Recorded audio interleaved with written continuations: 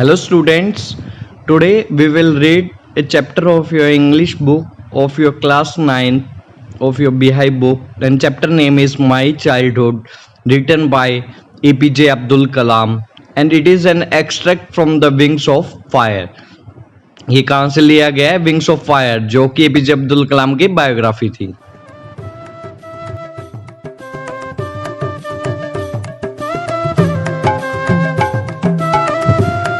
I was born into a middle-class Tamil family in the island town of the Rameshwaram in the erstwhile Madras state. Madras मतलब formal मतलब पहले, जो कि आज तमिलनाडु के नाम से जानी जाती है। और रामेश्वरम एक सिटी है वहाँ पे। पहले क्या वो किस नाम से जानी जाती थी? रामेश्वरम के नाम से जानी जाती थी। इसका मतलब जो तमिलनाडु के नाम से नहीं जानी जाती थी, सॉरी मद्रास के नाम से जानी जाती थी पहले। तो वो आप देख रहे हो, रामेश्वरम छोटा सा शहर सिटी है। यहाँ पे क्या, तो वो मिडिल क्लास तमिल फैमिली में उनका जन्म हुआ। आइलैंड टाउन था, ये आइलैंड की तरह था जिसको रामेश्वरम कहा गया। वो मद्रास स्टेट में पड़ता था उस वक्त की, मद्रास स्टेट में, जो कि आज के टाइम में तमिलनाडु है। तो यहाँ पे एपीजे अब्दुल कलाम का जन्म हुआ स्टूडेंट्स। ये बताया गया है, जन्म की वो बताई गई है, और उस वक्त बताया गया है कि इस स्टेट का नाम, तमिलनाडु का स्टेट का नाम मद्रास स्टेट होता था उस वक्त के टाइम। अर्स्टवाइल का मतलब उस वक्त के टाइम जब वो पैदा हुए थे। My father Jainuddin had neither much formal education nor much wealth. Despite these advantages, he possessed great innate wisdom and true generosity of spirit. Innate मतलब इनबॉर्न या नेचुरल कह सकते हो आप। तो अब जो उनके फादर थे, अब फादर के बारे में डिस्क्रिप्शन दे रखी है स्टूडेंट। उनके जैनुद्दीन उनका नाम था। उनके पास ना तो ज्यादा वो पढ़े लिखे थे, ना ही उनके पास ज्यादा पैसा था। बट इन डिसएडवांटेजेस के बावजूद भी, कि उनके पास पैसा भी नहीं था, एजुकेशन भी नहीं थी, ये जो उनके डिसएडवांटेज थे, फिर भी उनके पास बहुत ज्यादा क्या था? इनेट मतलब इनबोर्न, जन्म से ही नेचुरल वे में विजडम का मतलब होता है ज्ञान था। और क्या था? ट्रू जनरसिटी और स्पिरिट, की बहुत ही काइंड नेचर के वो इंसान थे। जनरसिटी मतलब होता है बहुत ही अच्छे इंसान। इसका मतलब औरों के काम आने वाले, काइंड नेचर्ड इंसान थे वो, बहुत ही अच्छे इंसान भी थे। अब इस पैराग्राफ में क्या बता रखा है उन्होंने? अपने फादर का डिस्क्रिप्शन बता रखा है कि उनके फादर क्या कैसे थे। He had an idle helpmate in my mother Ashyama. I do not। अब उन्होंने अपनी माँ के बारे में डिस्क्रिप्शन फादर के बाद देने के बाद माँ के बारे में बताया कि वो मेरे लिए आइडल हेल्पमेट थे। इसका मतलब क्या? स्पोर्टिव बहुत थे वो। जो उनकी मदर थी उनको बहुत ही सपोर्ट करती थी। हेल्पमेट का मतलब यही होता है कि सपोर्ट करना, कि वो उनके लिए आइडियल स्पोर्टिव नेचर थी, कि उनको हमेशा। I do not recall the exact number of people she fed every day, but I am quite certain that far more outsider ate with us than all the member of our family put together. अब वो कह रहे हैं कि क्या कह रहे हैं स्टूडेंट? अब वो कह रहे हैं कि वो भी इतने काइंड नेचर थी उनकी मम्मी भी, कि वो एग्जैक्ट नंबर भी याद नहीं कर पाते थे कि कितने, फैट का मतलब होता है खाना, कि वो कितने लोगों को रोज खिलाती थी। और मेरे को लगता है जो मेरी फैमिली के सारे लोग मिला के होते थे, उनसे ज्यादा तो, फार मोर का मतलब बहुत ज्यादा तो, आउटसाइडर बाहर के लोग खाना खाते थे हमारे घर पे। इसका मतलब उसकी मम्मी, क्या पता लग रहा है, बहुत ही काइंड नेचर थी, कि औरों को भी खाना खिला रही है, अपनी फैमिली को भी। और वो क्या कह रहे हैं कि हमसे ज्यादा, हमारी फैमिली से ज्यादा तो हमेशा क्या होते थे? बाहर वाले होते थे, खाना खाने वाले, और वो हर रोज उनको खाना खिलाती थी। I was one of many children, a short boy, rather undistinguished looks, born to tall handsome parents. Undistinguish मतलब ऑर्डिनरी या कॉमन, सामान्य सा, सामान्य कह सकते हो आप हिंदी में। वो कह रहे कि आई was one of many children, मैं उनमें से क्या एक बच्चा था उन अपने पेरेंट्स का, जो कि शॉर्ट हाइट का था। इसका मतलब छोटा था, rather with undistinguished looks कि साधारण सी मेरी लुक्स थी, born to tall handsome parent, but मेरे पापा माँ थे जो वो क्या थे, लंबे चौड़े और बहुत ही हैंडसम और ब्यूटीफुल थे। अब फोटो देख रहे हो जैसे कि ये सबसे छोटे अब्दुल कलाम में लिखा हुआ है, ये इसके मदर फादर है। तो उन्होंने अपनी मदर फादर की अप्रिसिएशन की हुई है कि अपने आप को साधारण बता रखा है, मैं तो बहुत ही साधारण सा छोटा सा लड़का था बट वो बहुत खूबसूरत थे। We lived an ancestral house which was built in the middle of the 19th century. Ancestral मतलब कि जो पूर्वजों का हाउस था, जैसे कि आप पिक्चर में देख रहे हो, ये अब एपीजे अब्दुल कलाम का पूर्वजों का हाउस था जहाँ पे वो रहते थे। बट अब वो बिल्ट हो गया, दोबारा बिल्ट हो गया हाउस ऑफ कलाम के, आप नीचे देख रहे हो रिनोवेट हो गया, ऐसा दिखता है अब आज के टाइम में। वो अपने एंसेस्ट्रल हाउस में रहते थे जो कि कब बना था, middle of the 19th century में बना था। It was a very large pucca house made up of limestone and brick on the mosque street in the Rameswaram. अब वो कह रहे हैं ये पक्का हाउस था। पक्का हाउस कौन सा होता है बेटा, जो स्टूडेंट्स ईंट वगैरह से बना होता है। वो कह रहे हैं वो लाइमस्टोन से बना हुआ था, ईंटों से बना हुआ था और मॉस्क्यू स्ट्रीट पे बना हुआ था, रामेश्वरम की जो मस्जिद वाली स्ट्रीट कहते हैं, हर गली का नाम होता है। तो वहां पे कोई मॉस्क्यू स्ट्रीट है, वहां पे वो रहते थे, वहां पे उनका घर था, पक्का घर जो कि लाइमस्टोन और उससे बना हुआ था। My austere father used to avoid all essential comforts and luxuries. However, all necessities were provided for in terms of food, medicine, or clothes. In fact, I would say mine was very secure childhood, both materially and emotionally. अब वो अपने father के बारे में बता रहे हैं। उनके फादर बहुत ही सिंपल थे, स्ट्रिक्ट थे और सीवियर थे।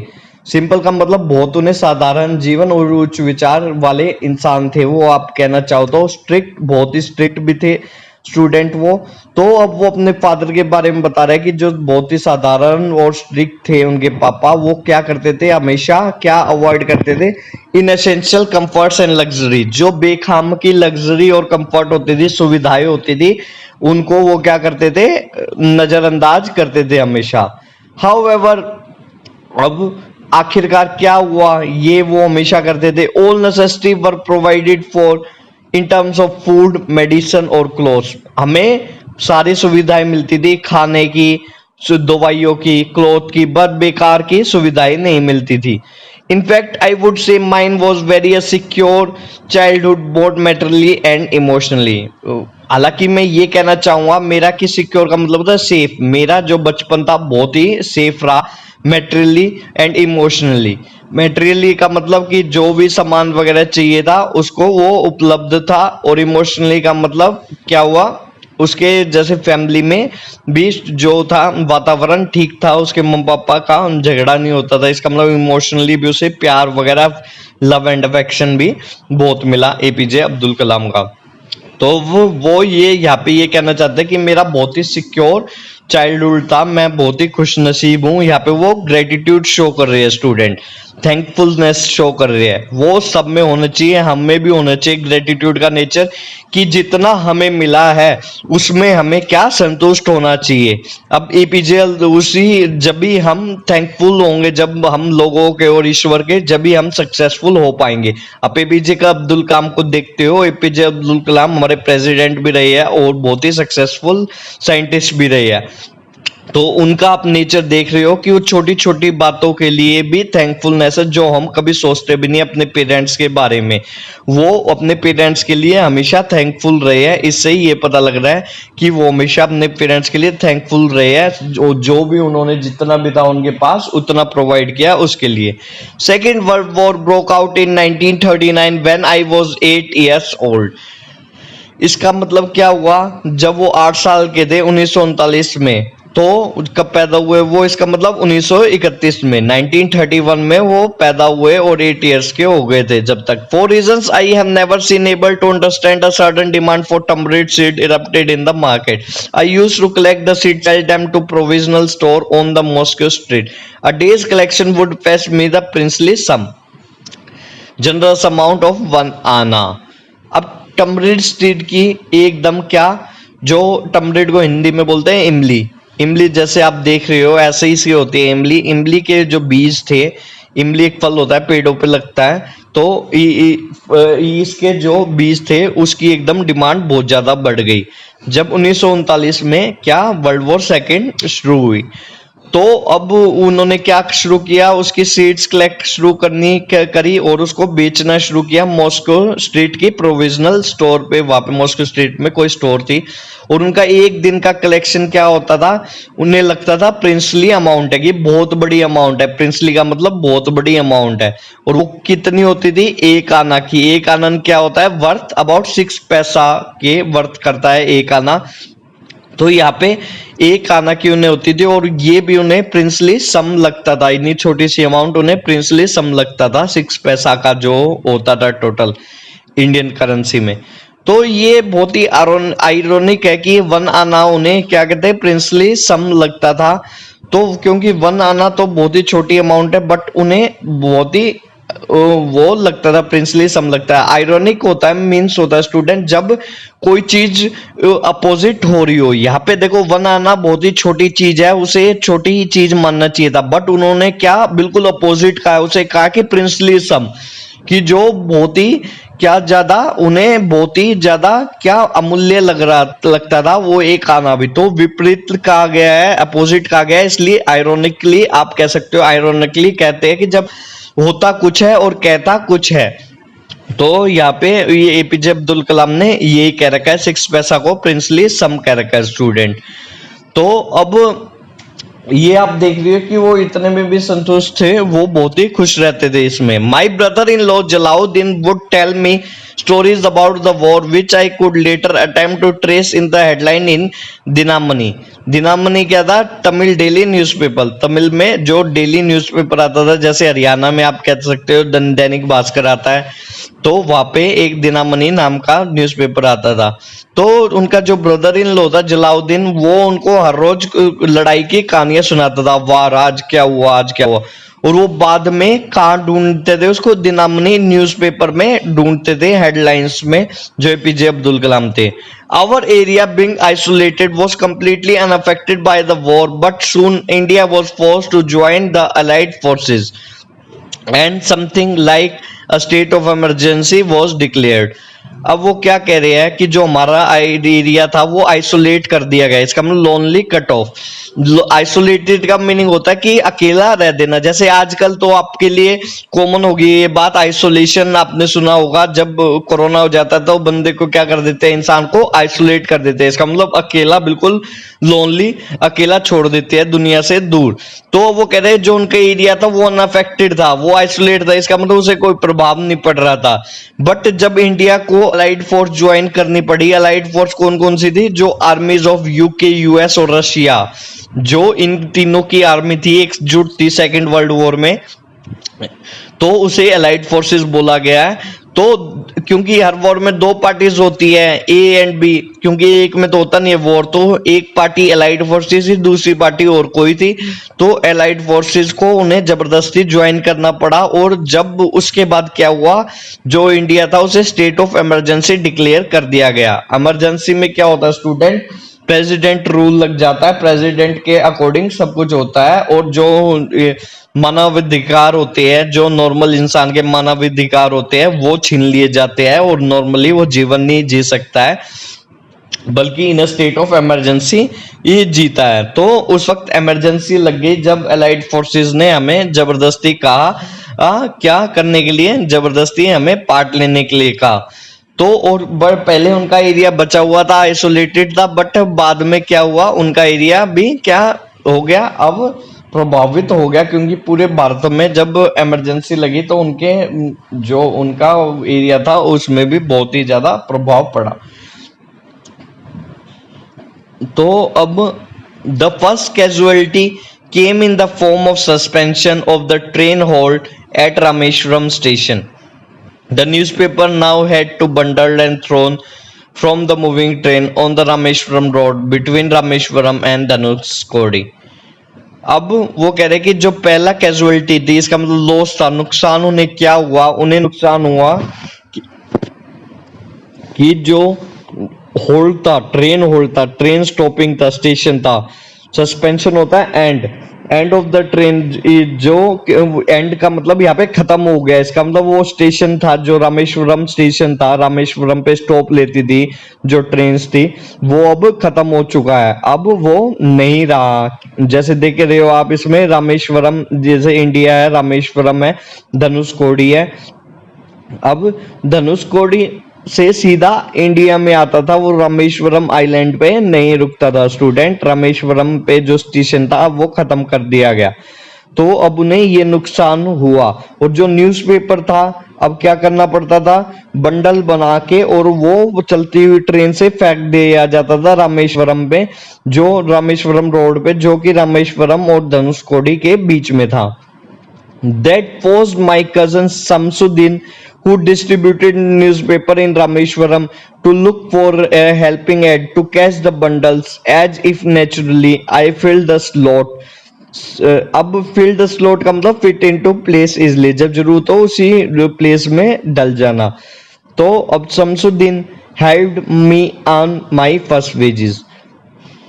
अब शमसुद्दीन ने भी उसे हेल्प किया कि पहली उनकी तनख्वाह लाने में। अब वो क्या था, ये जो सब सिचुएशन थी, स्टेशन बंद हो गया था, इसने शमसुद्दीन को क्या फोर्स कर दिया कि मुझे भी न्यूज़पेपर, क्योंकि वो पूरे रामेश्वरम में बांटता था, तो उन्हें कोई हेल्पिंग हैंड चाहिए था, उन्हें कोई हेल्प चाहिए थी बंडल को कैच करने के लिए। और मैं उनको जबरदस्त क्या वो दिखा, मैं उस चीज में फिट हो गया, इसका मतलब उस प्लेस में जहाँ पे जरूरत थी, बंडल कैच करने के लिए किसी की जरूरत थी और वहां पे मैं फिट हो रहा था। और शमसुद्दीन ने भी मेरे को पहली मेरी तनख्वाह पाने में मदद की, इसका मतलब उन्होंने मेरे को वो काम पे रखा और मैंने अपनी पहली तनख्वाह पाई। Half a century later I can still feel the surge of pride in earning my own money for the first time. Surge of pride मतलब sudden increase in the feeling of satisfaction derived from one's own achievement, कि एकदम increase हो जाना satisfaction level, संतुष्टि level बढ़ जाना। कब बढ़ जाना, जब ये अपनी अचीवमेंट के कारण। अब वो कह रहे हाफ सेंचुरी लेटर मतलब 50 साल के थे, जब 50 साल पहले की बात हो रही है ये, तो अब 50 साल बाद वो कह रहे अभी भी मैं उसको फील कर सकता हूं, जब मैंने पहली वेज फर्स्ट वेज पाई थी उसकी फीलिंग को आज भी मैं क्या कर सकता हूं, फील कर सकता हूं। जो संतुष्टि लेवल मेरा बढ़ गया था क्योंकि मैंने अचीव किया था, पहली बार वेज पाई थी, अपनी पहली बार कमाई की थी। और मैं आज भी प्राइड फील करता हूँ, गर्व फील करता हूँ, मेरे को गर्व की फीलिंग आ जाती है जब भी याद करता हूँ उस टाइम को। Every child is born with some inherited characteristic into specific social economic and emotional environment trained in certain ways by figures of authority. A person who has authority over another person, a person who has power to give orders or make decisions. अब वो क्या कह रहे हैं students, अब वो कह रहे हैं कि जो चाइल्ड था, चाइल्ड क्या हो सकता है, या तो अपने पेरेंट्स से हो सकता है या जो टीचर से प्रभावित हो सकता है। तो वो कह रहा है हर एक चाइल्ड बोर्न होता है सब इनहेरिटेड, की अपने पूर्वजों से कुछ न कुछ विरासत में लेके कुछ गुण। अब वो कुछ न कुछ गुण तो इनहेरिटेड आते हैं उसके, into a specific socio economic and emotional environment, उसकी की सोशो इकोनॉमिक उसका कैसा लेन देन का वो है, कैसा उसके फैमिली में पैसे का वो लेन देन है, कैसा मेटेरियलिस्टिक है, तो इसका मतलब पैसे इकोनॉमिकल बैकग्राउंड कैसा है उनकी फैमिली का, और इमोशनल एनवायरनमेंट कैसा है कि क्या लड़ाई झगड़ी होती है या खुशी से रहते हैं, प्यार से रहते हैं। तो उनको बहुत सारी फिगर्स ऑफ अथॉरिटी ने क्या किया, ट्रेन किया। फिगर्स ऑफ अथॉरिटी अभी पढ़ा था, जो पर्सन की दूसरे के ऊपर क्या रखे, अथॉरिटी रखे। वो क्या बच्चे के ऊपर तो कौन होते हैं, सबसे पहले पेरेंट्स होते हैं, उसके बाद टीचर होते हैं। आई inherited honesty and self discipline from my father, from my mother. I inherited faith in goodness and deep kindness, so did my 3 brothers and sisters. तो वो कह रहे हैं उनको क्या मिला विरासत में, अपने माँ बाप से उनको ऑनेस्टी मिली, अपने पापा से सेल्फ डिसिप्लिन मिला, अपने पापा से क्या ईमानदारी और खुद को डिसिप्लिन में रखना। उसकी मम्मी से क्या मिला, फेथ इन गुडनेस, अच्छे में क्या विश्वास रखना, डीप काइंडनेस, बहुत अच्छा होना है दूसरों के लिए। और ऐसे ही मेरे जो 3 ब्रदर और सिस्टर थे वो भी बिल्कुल सेम के सेम थे। अब वो कह रहे हैं उन्हें कहाँ से मिला ये figure of authority. Figure of authority मतलब जिनका अथॉरिटी हो या हमारे ऊपर, अब उनको अपने पेरेंट्स से ये सब कुछ मिला। I had 3 close friend in my childhood, Ramanand Shastri, Aravindan and Shiva Prakashan. All this boys, अब वो कह रहे कि उनके 3 क्लोज फ्रेंड थे बचपन में। एक का नाम था रामानंद शास्त्री, दूसरे का नाम था अरविंदन, तीसरे का नाम था शिव प्रकाशन। तो ये 3 दोस्त थे उनके। All these 3 were from Orthodox Hindu ब्राह्मण फैमिली एज, अब ऑर्थोडॉक्स का मतलब स्ट्रिक्ट पुराने जमाने के ख्यालों वाले हिंदू फैमिली, ब्राह्मण फैमिली से वो तीनों जो बॉय थे वो बिलोंग करते थे, और ये मुस्लिम से। As children none of us ever felt any difference amongst ourselves because of our religious differences and upbringings। अब क्योंकि वो मुस्लिम थे स्टूडेंट और सारे उनके फ्रेंड हिंदू थे, बट उन्हें कभी भी क्या, जब वो बच्चे थे उन्हें कभी भी फेल्ट नहीं हुआ कुछ डिफरेंस अपने बीच में और उनके बीच में। किसकी वजह से? जो उनके रिलीजन्स डिफर करते थे और जो उनकी अपब्रिंगिंग डिफरेंट थी। In fact, Ramananda Shastri was the son of the Pakshi Lakshmana Shastri, the high priest of the Rameshwaram temple. Later, he took over the priesthood of the Rameshwaram temple। अब वो कह रहे हैं कि in fact जो रामानंद शास्त्री था वो किसका बेटा था? पक्षी लक्ष्मण शास्त्री का था। वो क्या थे? वो पंडित थे, बहुत बड़े पंडित थे। बड़े पंडित थे कहाँ पे? रामेश्वरम टेम्पल में। रामेश्वरम टेम्पल बहुत फेमस टेम्पल है वहां का। Later he took over the priesthood of the Rameshwaram temple from his father, and Arvindam went into the business of arranging transport for visiting pilgrims। Shiv Prakashan became a catering contractor for the Southern Railways। अब वो क्या कह रहे हैं? आप बाद में क्या? He took over the priesthood of the Rameswaram temple from his father.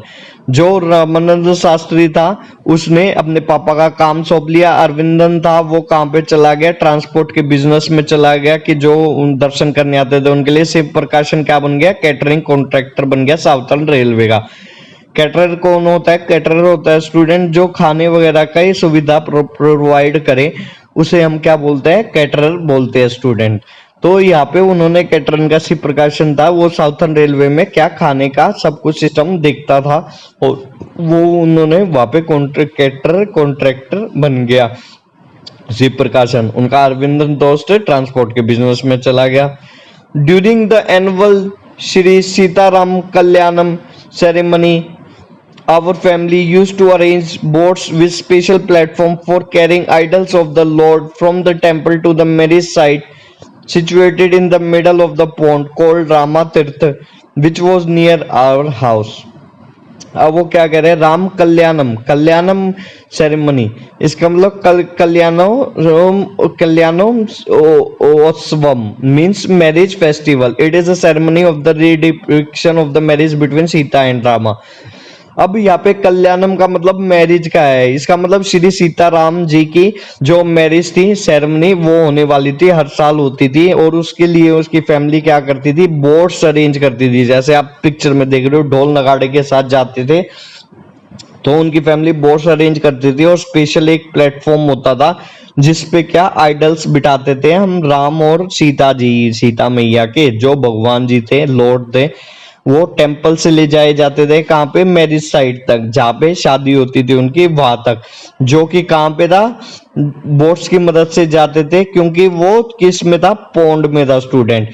तो उसे स्पेशल प्लेटफॉर्म पे बिठा के जो आइडल्स को ढोल नगाड़ों के साथ लेके आते थे, वो जो मूर्तियां थी और उसके बिठाते थे, और उसको बोट में बिठा के स्पेशल प्लेटफॉर्म जो बनाया होता था और मिडल ऑफ द पोर्ट में ले जाते थे। इसका मतलब जो बीच में ये तालाब के ले जाते थे, जो जिसे बोला जाता था राम तीर्था, जो हमारे बिल्कुल घर के पास था। तो इस पूरी सेरेमनी को बोलते थे वो श्री सीतारामा कल्याणम सेरेमनी। इसका मतलब श्री सीताराम की जो मैरिज की सेरेमनी थी उसे बनाते थे। एक आइडल को ले लेते थे, मूर्तियों को ले लेते थे, उसे सजाते थे और ढोल नगाड़ों के साथ उसे कहाँ ले जाते थे? मंदिर से उसको पौंड के बीच में ले जाते थे, जिस जगह को क्या बोलते थे? राम तीर्था बोलते थे। और वो एपीजे अब्दुल कलाम के बिल्कुल घर के पास भी थी स्टूडेंट। तो ये हर साल होती थी ये श्री सीताराम कल्याणम सेरेमनी, हर साल होती थी और ये उनके लिए बहुत ही फेस्टिव जैसा था, फेस्टिवल ही था आप कह सकते हो, फेस्टिवल की तरह था, जैसे यहाँ पे नॉर्थ इंडिया में और दिवाली होली जैसे बनता है ज्यादा, तो वहाँ पे भी ये एक फेस्टिवल की तरह था, श्री सीताराम कल्याणम सेरेमनी तो जो था।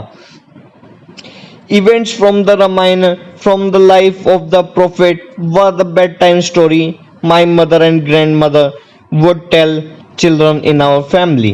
अब वो कह रहे हैं जो रामायण से इवेंट से और जो लाइफ ऑफ प्रोफेट मोहम्मद की लाइफ से थे, वो मेरे लिए क्या होती थी, बेड टाइम स्टोरी होती थी, कि जब सोते हुए मेरी मम्मी और मेरी जो ग्रैंड मदर थी वो मुझे सुनाती थी। अब वो क्योंकि हिंदू और मुस्लिम थे, ये कौन थे, हिंदू से थे, और रामायणा जो लिटरेचर था मुस्लिम से प्रोफेट मोहम्मद थे, तो वो दोनों ही रिलीजन की सुनते थे अपनी मदर और ग्रैंडफादर से रोज कहानियां। One day I was 5th standard at the Rameshwaram Elementary School. A new teacher came to our class. I used to wear a cap which marked me as a Muslim. I always sat in front of row next to the Ramananda Shastri who wore the sacred thread. अब देख रहे हो रामानंद जो उन्होंने cap पहन रखी है, जो मुस्लिम लोग पहनते हैं, ये बैठे हुए एपीजे अब्दुल कलाम, और इससे क्या डिपिक्ट हो रहा है, ये मुस्लिमिस्ट टॉपिक है। और ये देख रहे हो पंडित बैठा हुआ शास्त्री जी, उन्होंने क्या पहना हुआ है, जनेऊ पहना हुआ है, एक धागा पहना हुआ है, जिससे उसको क्या बता रहे हैं, वो क्या है, पंडित है, एक पंडित है, तो इसे ये पता लग रहा है स्टूडेंट। तो वो कह रहे हैं कि एक बार की बात है, एक दिन क्या हुआ, जब वो 5th स्टैंडर्ड में थे, 5वीं क्लास में थे रामेश्वरम एलिमेंट्री स्कूल में, तो उनके नए टीचर आए एक, और वो उनके साइड में बैठे थे शास्त्री के। The new teacher could not stomach a Hindu Christian sitting with a Muslim boy. Stomach का मतलब कि वो हजम नहीं कर पाए, सहन नहीं कर पाई ये बात, क्या एक मुस्लिम लड़का किसके पास बैठा है, हिंदू प्रीस्ट सन के पास बैठा है, कि हिंदू के पंडित के लड़के के पास बैठा है। In accordance with our social ranking as the new teacher saw it, I was asked to go and sit on the last bench. अब उन्होंने देखा और वो सोशल रैंकिंग के अकॉर्डिंग मुझे कहां बिठाना चाहे, कि जो मेरी जाति के अकॉर्डिंग रैंक थी, मेरे को सबसे पीछे वाले बेंच पे भेज दिया। I felt very sad, so did the Ramanand Shastri. मेरे को बहुत बुरा लगा, और ऐसा ही रामानंद शास्त्री जी को भी लगा, कि उनको भी सेम मेरे जैसा लगा। He looked utterly downcast, sad और डिप्रेस्ड बोलते हैं डाउनकास्ट को हिंदी में student. As I shifted to my seat in the last row, the image of him. अब वो कह रहे कि वो भी बहुत ही दुखी हो गए थे जब उन्होंने देखा कि मैं आखिर के बेंच पे चला गया हूं। The image of him weeping when I shifted to the last row left a last impression on me, कि वो कह रहे जब वो रो रहे थे, उनको मेरे को रोते हुए देखा, वो मेरे को हमेशा मेरी आंख में वो इमेज रह जाती है। जब मैं आखिर के बेंच पे गया तो उनका क्या रिएक्शन था, वो रोने लग गए थे स्टूडेंट। तो ये उनका इंप्रेशन था, तो इतना प्यार था उनके बीच में, और ये रेशियल डिस्क्रिमिनेशन का बीज बोलते ये न्यू टीचर थे जो, वो टीचर को तो हमेशा इक्वालिटी का पाठ सिखाना चाहिए स्टूडेंट, बट वो डिस्क्रिमिनेशन का पाठ सिखाते। After school, we went home and told our respective parents about the incident. Lakshmana Shastri summoned the teacher and in our presence told the teacher that he should not spread the poison of the social inequality and the communal intolerance in the minds of the innocent children. अब वो कह रहे समन का मतलब होता है cold, उन्होंने बुलाया, किसे बुलाया स्टूडेंट, उन्होंने क्या टीचर को बुलाया। उनके जब उन्होंने घर पे जाके जो दोनों बच्चे थे अपने माँ बाप को बताया, तो जो लक्ष्मण शास्त्री थे जो पंडित जी थे वहां पे, उन्होंने बुलाया टीचर को, और उन्होंने बच्चों के उसमें ही टीचर को बताया कि आप कोई सोशल इनइक्वालिटी, इसका मतलब जाति के उस पे भेदभाव नहीं करना चाहिए, नहीं फैलाना चाहिए। और ये बच्चों, छोटे छोटे बच्चे जो इतने शरीफ है, इनके माइंड में कुछ है भी नहीं, इनके माइंड में ये दुराचार नहीं भरना चाहिए आपको। He bluntly asked the teacher to either apologise or quit the school and the island. अब ब्लंटली का मतलब होता है उन्होंने डायरेक्टली और ईमानदारी से बोला, उन्होंने इधर उधर बातें घुमा के नहीं बोली, उन्होंने सीधा बोला, चाहे उन्हें क्या वो करे। अपोलोजाइज का मतलब माफी मांगना और क्विट का मतलब छोड़ देना। तो उन्होंने सीधा सीधा बोला, तोड़ मरोड़ के नहीं बोली, या तो तुम माफी मांगो कि तुमने गलत बोला, या स्कूल छोड़ दो और ये आइलैंड भी छोड़ दो, ये शहर भी छोड़ दो। Not only did the teacher regret his behavior, but the strong sense of conviction that Lakshman Shastri conveyed and ultimately reformed this young teacher. Conviction मतलब एक strong opinion या believe होना, conveyed का मतलब होता है communicate करना, कि किसी को अपनी बात बताना सही से। तो अब स्टूडेंट्स क्या हुआ, इसके बाद उन्होंने डायरेक्टली बात बोली, तो जो उन्हें बुरा लगा उन्होंने माफी मांगी इस बात के लिए, जो टीचर थे अपने बिहेवियर के लिए, और अब उन्हें क्या एक स्ट्रॉन्ग ओपिनियन बिलीव भी मिल गया था जो लक्ष्मण शास्त्री ने बोला था उसके टीचर को, और उसके कारण वो बहुत चेंज हो गए। जो उसके टीचर थे बिल्कुल उनकी सोच चेंज हो गई। ये उनकी भी निकलती थी क्योंकि सोसाइटी में, पूरी सोसाइटी में ऐसा ही है, रेशियल डिस्क्रिमिनेशन है स्टूडेंट। हम कहीं ना कहीं भेदभाव करते हैं, चाहे जेंडर के बेस पे करे, चाहे रेशियल के बेस पे करे, कास्ट के बेस पे करे, रिलीजन के बेस पे करे, होता है कहीं ना कहीं। बट एज अ टीचर तो आपको बिल्कुल नहीं करना चाहिए। एज अ टीचर आपको सब इक्वल समझना चाहिए, क्योंकि वही बच्चे सीखेंगे, जो आपकी मेंटेलिटी होगी, जो आपकी सोच होगी, वही बच्चों में भी जाएगी। तो जब आप इक्वलिटी दिखाओगे तो जब भी वो इक्वल समझेंगे एक दूसरे को। अगर टीचर ही इनइक्वलिटी दिखाएगा तो वो कैसे समझेंगे student. On the whole, the small society of the Rameshwaram was very rigid in terms of segregation of different social groups. Rigid का मतलब strict था, segregation का मतलब होता है separation करना, और different social groups. However, my science teacher Shiva Subramaniam Iyer, though an orthodox Brahmin with a conservative wife, was something of rebel. Orthodox मतलब पुराने जो रीति रिवाज मानता हो, कंजर्वेटिव मतलब ट्रेडिशनल पुराने विचारों का, रिबेल मतलब जो अपोज विद्रोह करता हो। अब वो कह रहा है कि अगर हम एज अ होल देखें, पूरे शहर को देखें, तो रामेश्वरम एक बहुत ही स्ट्रिक्ट किस्म का शहर था जिसमें सेग्रीगेशन अपनाया जाता है डिफरेंट कास्ट के ऊपर। कि सेग्रीगेशन मतलब जैसे डिवीजन था पहले के पुराणों के हिसाब से, हमारे हिंदू उसके हिसाब से 4 भागों में बटा हुआ है, 4 सेग्रीगेशन हुए हैं हमारे कास्ट के आधार पे। पहला होता है ब्राह्मण होता है जो कि लर्नर होता है स्टूडेंट, दूसरा होता है क्षत्रिय जो वेरियर्स होते हैं, तीसरे होते हैं शूद्र जो क्या होते हैं हमारे ट्रेडर्स होते हैं, चौथे होते हैं वैश्यास जो हमारे क्या होते हैं स्टूडेंट्स सर्विस मैन्स होते हैं। तो ये 4 हमारी सेग्रीगेशन होती है। तो 4 सेग्रीगेशन के अकॉर्डिंग वहां पे रामेश्वरम में रहते थे, वो बहुत अच्छे से फॉलो करते थे वो अपने सोशल जो ग्रुप थे। बट जो हमारे साइंस टीचर थे जिनका नाम था सुब्रमण्य अय्यर, वो एक बहुत ही पुराने के सोच विचार के ब्राह्मण थे, और एक उनकी वाइफ थी जो कि बहुत ही कंजर्वेटिव थी, पुराने विचारों की औरत थी। बट जो वो थे सुब्रमण्यम अय्यर, वो एक रिबेल की तरह थे। इसका मतलब वो विद्रोह करते थे, पुराने रीति रिवाजों पे इतना बिलीव नहीं करते थे। वो इसका मतलब खुद तो फॉलो करते थे बट औरों में भेदभाव नहीं करते थे अपने के अकॉर्डिंग, कि मैं ब्राह्मण हूं तो मैं मुस्लिम के साथ नहीं बैठूंगा या मैं लोअर कास्ट के साथ नहीं बैठूंगा। He did his best to break social barriers so that the people from varying background could mingle, interact with each other easily. He used to spend hours.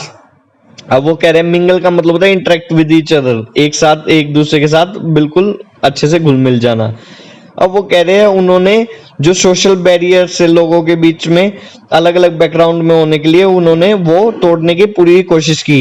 वो spend hours with me and would say Kalam I want to develop that so that you are on par with का मतलब at the same level हो with the highly educated people of the big city. कि वो क्या हमेशा क्या कहते थे, एक दूसरे के साथ हम घुल मिल के रहे, और वो घंटों बिता देते थे कलाम के साथ। और कलाम से क्या कहते थे, कलाम मैं तुम्हें ऐसा बनाना चाहता हूं जैसे बहुत ज्यादा एजुकेटेड बड़े बड़े शहरों में लोग रहते हैं। One day he invited me to the home for a meal. His wife was horrified at the idea of a Muslim boy being invited to dine in the ritually pure kitchen. Ritually pure का मतलब कि protected from all outside influences for the observation of religion, कि religion जो हमारा धर्म है उसकी देखभाल के लिए जो जो रूल फॉलो करने चाहिए वो रूल फॉलो करते थे वो अपने किचन में। तो अब उनके वाइफ के लिए तो ये बहुत ही बड़ी बात थी, वो तो बहुत चक्का हो गई थी, आप कह सकते हो एकदम चौंक गई थी। किस लिए चौंक गए थे? क्योंकि उन्होंने, जो उनके टीचर थे साइंस टीचर, उन्होंने कलाम को क्या खाने के लिए बुलाया था शाम के। तो उनकी वाइफ ये देख के बिल्कुल डर गई, चौंक गई स्टूडेंट, कि उन्होंने उसको खाने के लिए बुलाया, क्योंकि एक मुस्लिम बॉय था वो, और उन्होंने उसको खाने के लिए बुलाया। अब वो सोच रही थी जो उनका वो रिचुअली प्योर किचन है उसे कैसे बचाएं। She refuse to serve me in her kitchen. वो कह रहे कि उन्होंने बिल्कुल मना कर दिया कि वो अपने किचन में उनको खाना नहीं खिलाएंगे, एक उसको मुस्लिम बॉय को। Shiva Subramania Iyer was not perturbed, nor he did get angry with his wife, but instead served me with his own hands and sat down beside me to eat. अब वो perturbed का मतलब होता है upset. वो दुखी नहीं थे, ना खुश नहीं थे अपनी वाइफ से, ना ही वो गुस्सा थे अपनी वाइफ से, ना ही तो क्या हुए दुखी हुए, ना ही गुस्सा हुए अपनी वाइफ से, और बल्कि उन्होंने क्या किया, उन्होंने अपने हाथों से खिलाया मुझे, और मुझे बिल्कुल अपने साइड में बिठा लिया खाने के लिए। His wife watched us from the behind the kitchen door. I wondered whether she had observed any difference in the way I ate rice, drank water and cleaned the floor after the meal. अब वो कह रहा है कि क्या कह रहा है, वो उसकी वाइफ थी जो वो उसके किचन डोर से पीछे से देख रही थी, और उसने क्या देखा, उसने देखा कि कोई डिफरेंस नहीं है, जैसे मैं खाती हूँ राइस वैसे ही वो खा रहा है चावल, वैसे ही वो पानी पी रहा है, वैसे ही वो फ्लोर क्लीन कर रहा है खाना खाने के बाद। तो डिफरेंस क्या है? ये हमारी सोच का डिफरेंस है स्टूडेंट, और कुछ डिफरेंस नहीं है। हमारी एक जाति बनाई थी ह्यूमन बीइंग ईश्वर ने, और हमने अलग अलग सेग्रीगेट कर दिया धर्म के बेस पे, रिलीजन के बेस पे, रीजन के बेस पे, कंट्री के बेस पे, लैंड के बेस पे, पता नहीं किस किस बेसिस पे। When I was leaving his house, Subramanya Iyer invited me to join him for the dinner again the next week.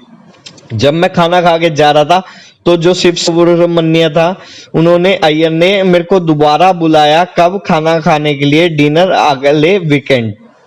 Observing my hesitation, he told me not to get upset, saying, once you decide to change the system, such problems have to be confronted. अब hesitation का मतलब होता है doubt और delay, कि थोड़ी सी दुविधा होना। कन्फ्रंटेड का मतलब होता है फेस करना, टैकल संभालना, तुम्हें ही हैंडल करना है आप, इसका मतलब। वो क्या कहना चाहते थे, तुम्हें दुखी होने की कोई बात नहीं है। जो जैसे खाना खाया उनकी वाइफ दुखी थी ना, शिव सुब्रमण्यम अय्यर की, उनके टीचर की, तो कह रहे तुमको कोई दुखी होने की बात नहीं है कलाम, तुमने अगर सिस्टम को चेंज करने के ठान लिया तो ऐसी प्रॉब्लम तो तुम्हें फेस करनी पड़ेगी, हैंडल करनी पड़ेगी। ऐसी ऐसी प्रॉब्लम है तो बहुत आने वाली है अगर तुम सिस्टम को चेंज करना चाहते हो तो असलियत में। तो अब उनका देख लो कितने पॉजिटिव साइड थे वो। When I visited his house the next week, the Shiv Subramanyam Iyer's wife took me inside the house and gave me the meal. अब वो अगली बार जब चेंज ही हो गया बिल्कुल, पिछली बार उन्होंने सर्व नहीं किया मुस्लिम बॉय को, बट पिछली बार उन्होंने देखा कि ये भी एज अ जैसा मैं हूं वैसी ह्यूमन बीइंग है। तो अब उसकी वाइफ ने उसको ऑब्जर्व किया खाते वगैरह, और उन्होंने समझा कि हम सब ह्यूमन बीइंग है, कोई हमें डिफरेंस नहीं है, हमने खुद बना रखा है।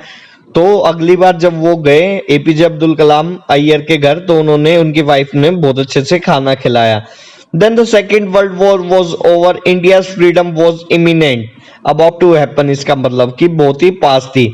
1945 की बात है ये, जब सेकेंड वर्ल्ड वॉर खत्म हुई, तो 1947 में हमें क्या फ्रीडम मिली थी। तो जब सेकेंड वर्ल्ड वॉर 1945 में खत्म हुई तो हमारी जो इंडिया की फ्रीडम थी वो बहुत ही पास थी, मिलने को थी। India build their own India, Gandhi ji declared. Gandhi ji ने क्या डिक्लेयर कर दिया था कि जो इंडियंस है, भारतीय है, अपना भारत खुद बनाएंगे। The whole country was filled with an unprecedented optimism, unprecedented, never done or known before. Optimism मतलब होप और चीयर, खुशी का माहौल था, होप का माहौल था, और पूरी कंट्री इससे थी जो कि पहले कभी नहीं हुआ था, क्योंकि पहले हमें बहुत सालों से हम क्या थे, जो आजाद नहीं थे, हम गुलाम थे, कभी अंग्रेजों का कभी मुस्लिमों का। तो वो अब हम आजाद होने चाह रहे थे, जो कि पहले कभी नहीं हुआ था। तो पूरा का पूरा देश किससे, पॉजिटिवनेस से भरा हुआ था, होप से भरा हुआ था, चीयर से भरा हुआ था, इसके अंदर खुशी और आशावादी था बहुत ही, क्योंकि अब वो फ्रीड होने वाले थे, एक किसी के दबाव में नहीं रहने वाले थे, वो खुद की कंट्री बनाने वाले थे। I asked my father for permission to leave Rameshwaram and study at district headquarters in Ramanathapuram। Ramanathapuram में अब वो रहने की सोच रहे थे। उन्होंने अपने पिताजी से पूछा कि रामनाथपुरम, जैसे आप देख रहे हो ये पूरा रामनाथपुरम एरिया है और यहाँ पे छोटा सिटी है रामनाथपुरम, तो उसे क्या रामेश्वरम से रामनाथपुरम जाना था। स्टूडेंट्स, रामनाथपुरम, जैसे रामेश्वरम वो रहता था और उसे रामनाथपुरम जाना था, रामनाथपुरम में उसे पढ़ने जाना था। तो अब वो रामनाथपुरम में वहां पे पढ़ने जाना था, तो उसने पापा से पूछा, he told me as if thinking aloud, Abul I know you have to go away to grow, does the seagull not fly across the sun alone to grow. अब वो कह रहे विदाउट द नेस्ट, सीगुल आपको पता होगा, अब वो कह रहे सीगुल से उसे कंपेयर कर रहे हैं अब्दुल कलाम को। अब्दुल कलाम को कह रहे हैं कि तुम्हें बाहर जाना होगा, ग्रो करने के लिए, आगे बढ़ने के लिए बाहर जाना होगा। जैसे कि सीगुल होता है स्टूडेंट, एक पक्षी होता है कि जैसे कि एक सीगुल उड़ता है अपने नेस्ट से, विदाउट द नेस्ट, ना उसे पता होता उसका नेस्ट कहाँ पे है, नेस्ट को साथ लेके नहीं उड़ता, वो आसमान में उड़ जाता है, दूर दूर लंबी लंबी छलांगे लगाता है, तो उसको आगे बढ़ना होता है, जब भी वो उड़ना सीखता है। तो वो कह रहा है कि जैसे सीगुल सन की तरफ उड़ जाता है विदाउट इज नेस्ट और अपने परिवार के बिना, वैसे ही तुम्हें भी अब्दुल कलाम ग्रोथ के लिए बाहर जाना होगा, अपने नेस्ट को छोड़ना होगा। इसका मतलब, नेस्ट का मतलब यहाँ पे अपने हाउस को छोड़ना होगा, जैसे सीगुल अपने नेस्ट को छोड़ दिया। He quoted Khalil Gibran to my hesitant mother, your children are not your children, they are the sons and daughters of the life's longing for itself, they come through you but not from you, you may give your love but not your thoughts, for they have their own thoughts। Longing मतलब होता है Dzire, आशा। ये किससे लिया गया है? एक poem से लिया गया, योर चिल्ड्रन, जो खलील गिब्रान ने लिखी थी। तो खलील जिब्रान ने लिखी थी स्टूडेंट, ये एक पोइम थी योर चिल्ड्रन के नाम से। तो इसमें उन्होंने उसके पिताजी ने उसकी मदर को बोला, क्या बोला कि your children are not your children, जो तुम्हारे बच्चे हैं वो तुम्हारे बच्चे नहीं है खाली, वो क्या है, sons and daughters of the life longings, वो अपनी जिंदगी के ही एक बच्चे और क्या, लड़का और लड़की है अपनी जिंदगी के ही। तो तुम्हारा हक नहीं है, वो तुम्हारे से आई है बट वो तुम्हारे नहीं हुए। तुम उन्हें प्यार कर सकते हो बट तुम्हें अपने थॉट्स, अपने विचार नहीं थोप सकते उनके, क्योंकि अपने विचार खुद के विचार है, वो फ्री है इन सब चीजों से, वो उनकी खुद जिंदगी है। और इसी के साथ स्टूडेंट हमारा चैप्टर कंप्लीट।